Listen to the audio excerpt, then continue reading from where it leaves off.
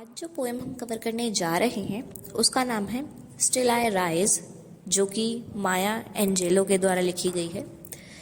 इस पोएम का main theme racial discrimination है और माया ने इस पोएम के माध्यम से रंग को लेकर हो रहे भेदभाव पर प्रकाश डाला है। कवि ने इस कविता में आई और यू जैसे शब्दों का प्रयोग किया है। यहाँ पर आई सभी विक्टिम अफ्रीकन्स के लिए है और यू शब्द का प्रयोग सभी गिल्टी अमेरिकन्स के लिए किया है।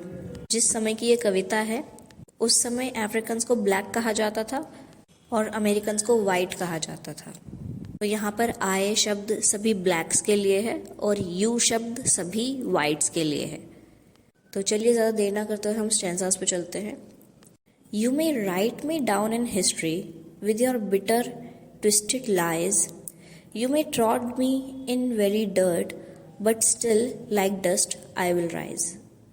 इन पंक्तियों में कवि कहते हैं कि चाहे वाइट्स कितना भी ट्राई कर लें, कितना भी वह अपनी कविताओं और कहानियों में ब्लैक्स के बारे में कुछ भी उल्टा सीधा लिख लें, झूठ लिख लें, बातों को घुमा फिरा कर लिख लें, चाहे उन पे कितना भी कीचड़ उछाल लें, पर स्टिल जो अफ्रीकन्स है वो एक दिन राइज करेंगे और ये रंगभेद खत्म होगा। Does my sexiness upset you? Why are you beset with gloom? Cause I walk like I have got oil wells pumping in my living room. क्या आपको मेरी सेसीनेस से दिक्कत है? सेसीनेस का मतलब बोल्डनेस। जो तुम इतने अपसेट होके बैठे हो, या तुम्हें मेरी पर्सनैलिटी से दिक्कत है?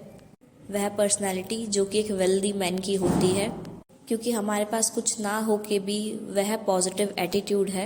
ऐसा एटीट्यूड उस इंसान का होता है जिसके घर में तेल के कुएं खुदे होते हैं, यानी बहुत वेल्दी इंसान होता है।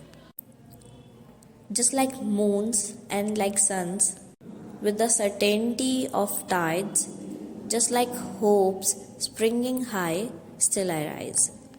जैसे समुद्र में उठने वाला ज्वार भाटा सन और मून पे डिपेंड करता है, जैसे टाइड्स में सर्टेनिटी होती है और वह राइज करता है, वैसे ही हमारी आशाएं भी ऊंची है और हम भी ज़रूर राइज करेंगे। Did you want to C me broken, baud head and lowered eyes, shoulders falling down like tier drops weaken bye my soulful cries. इन पंक्तियों में कवि कहते हैं कि क्या तुम मुझे टूटा हुआ देखना चाहते हो, कि मेरा सर झुका हुआ हो, मेरी आंखें नीचे हो, मेरे कंधे निरंतर गिर रहे हों, झुके हुए हों और मेरी आत्मा रो रही हो?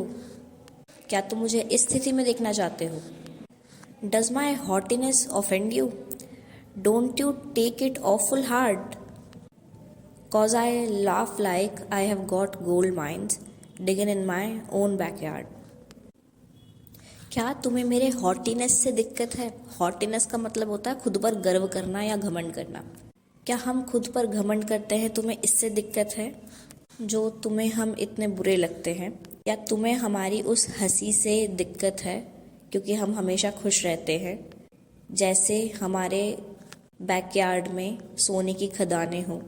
मतलब कवि कहना चाह रहा है कि जैसे एक सोने की खदान का मालिक खुश रहता है क्योंकि उसके पास सब होता है, तो अफ्रीकन्स उनके पास कुछ ना होकर भी खुश हैं, हंसते हैं, खुश होते हैं एक अच्छे कल की आशा के साथ।